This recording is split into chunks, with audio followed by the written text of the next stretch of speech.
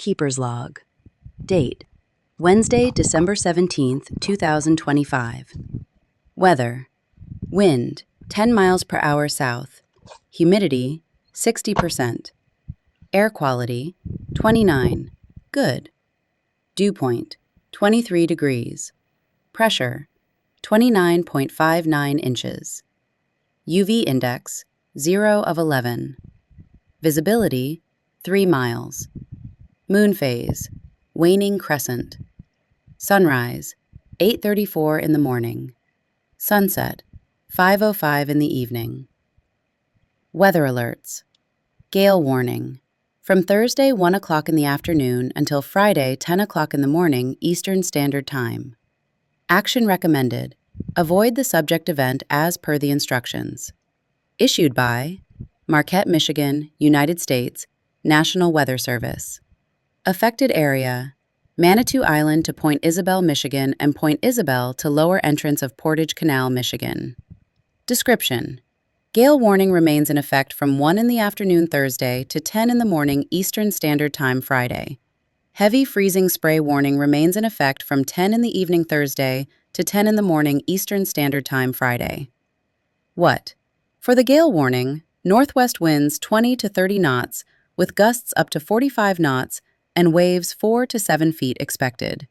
For the heavy freezing spray warning, heavy freezing spray at a rate of 2 centimeters per hour or greater expected and may rapidly accumulate on vessels. Where? Manitou Island to Point Isabel, Michigan, and Point Isabel to lower entrance of Portage Canal, Michigan. When? For the gale warning, from 1 in the afternoon Thursday to 10 in the morning Eastern Standard Time Friday. For the heavy freezing spray warning, from 10 in the evening Thursday to 10 in the morning Eastern Standard Time Friday. Impacts: operating a vessel in heavy freezing spray is hazardous. Freezing spray may render mechanical and electronic components inoperative. Rapid ice accretion on decks and superstructures may result in a catastrophic loss of stability. Strong winds will cause hazardous waves which could capsize or damage vessels and reduce visibility. Precautionary and preparedness actions. Mariners should prepare for dangerous accumulation of ice on their vessel. If possible, remain in port, avoid the warning area, or conduct mitigation. Mariners should alter plans to avoid these hazardous conditions. Remain in port, seek safe harbor, alter course, or secure the vessel for hazardous conditions. Heavy freezing spray warning. From Thursday 10 o'clock in the evening until Friday 10 o'clock in the morning Eastern Standard Time. Action recommended. Avoid the subject event as per the instructions. Issued by Marquette, Michigan, United States, National Weather Service. From 10 o'clock to Point Isabel, Michigan, and Point Isabel to lower entrance of Portage Canal, Michigan. Winter Weather Advisory. From Thursday 1 o'clock in the afternoon until Friday 7 o'clock in the morning Eastern Standard Time. Action recommended. Execute a pre-planned activity identified in the instructions. Issued by Marquette, Michigan, United States, National Weather Service. Affected area: portions of central upper and western upper Michigan. Description: winter weather advisory in effect from 1 in the afternoon Eastern Standard Time, noon Central Standard Time, Thursday, to 7 in the morning Eastern Standard Time, 6 in the morning Central Standard Time, Friday. What? Snow expected. Total snow accumulations between 2 and 6 inches. Winds gusting as high as 45 miles per hour near the shores of Lake Superior. Where? Portions of central upper and western upper Michigan. When? From 1 in the afternoon Eastern Standard Time, noon Central Standard Time, Thursday, to 7 in the morning Eastern Standard Time, 6 in the morning Central Standard Time, Friday. Impacts: roads, and especially bridges and overpasses, will likely become slick and hazardous.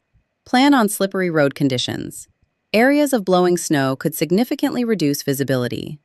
The hazardous conditions could impact the Thursday evening and Friday morning commutes. Gusty winds could bring down tree branches. Precautionary and preparedness actions. Slow down and use caution while traveling. Be prepared for slippery roads. Slow down and use caution while driving. If you are going outside, watch your first few steps taken on stairs, sidewalks, and driveways. These surfaces could be icy and slippery, increasing your risk of a fall and injury. Entry. Woke up to find the Kaye E. Barker had company. The James R. Barker arrived overnight, and for a few hours this morning, the two ships sat together in Keweenaw Bay. Must have had a lunch date, because by 11:30, both were underway, heading out before tomorrow's weather moves in. They were watching the same forecast. The National Weather Service has a gale warning starting Thursday afternoon, with northwest winds gusting to 45 knots and waves building to 7 feet. That's manageable. What's not is the heavy freezing spray warning kicking in Thursday night. 2 centimeters of ice per hour doesn't sound like much until you're talking about ice accumulating on a ship's superstructure. Decks, railings, electronics. It adds up fast, and the weight changes everything. Smart to get moving now. The James R. Barker is the flagship of Interlake's fleet, and about as different from the Kaye as 2 ships in the same company can be. The Kaye started life as the Edward B. Greene back in 1952, one of the old AAA-class boats, built at 647 feet and later stretched to 767. She's been lengthened, converted to a self-unloader, renamed twice, and repowered with diesels. 73 years of service under 3 different names. A working boat that's been kept working. The James R. Barker came into the world as a 1,000-footer and has stayed that way. Built in 1976 at American Shipbuilding's yard in Lorain, Ohio, she was the first vessel of that class constructed entirely on the Great Lakes, and only the 3rd 1,000-footer ever built. At 1,004 feet long, with a beam of 105 feet, she dwarfs the Kaye by nearly 250 feet. Her carrying capacity is 63,300 tons, more than double what the Kaye can manage. 2 Colt peel-stick diesels producing 16,000 horsepower push her along at around 15 knots, and her self-unloading boom can discharge 10,000 tons of taconite per hour. The keel was laid October 14, 1974. She was float-launched in May 1976, christened that August, and entered service the same day. Cost $43 million at the time, built under Title 11 of the Merchant Marine Act. Her deckhouse was actually constructed at American Shipbuilding's Chicago yard and transported to Lorain on the deck of another vessel, the George D. Goebel. That's how you build a ship too big for its own shipyard to finish in one piece. She was named for James R. Barker, Interlake's chairman of the board. The Kaye was named for his wife when she joined the fleet in 1989. So the 2 ships that sat in the bay together this morning are, in a way, a married couple. The big new flagship and the old workhorse, both carrying the family name. The James R. Barker has a signature 2-tone horn the boat watchers call the Barker Bark. I didn't hear it this morning, but I wasn't outside when they were getting underway. Something to listen for next time. A bald eagle passed overhead as the ships were leaving. Good timing. The wildlife had a busy morning.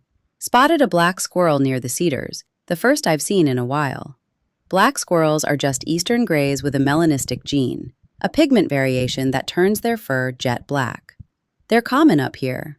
Michigan and Ontario have the highest concentrations anywhere, with the black morph making up more than half the squirrel population in some areas. Scientists think the dark fur helps them absorb heat during cold, cloudy winters. Same squirrel, different coat, better suited to the climate. The deer were out in force.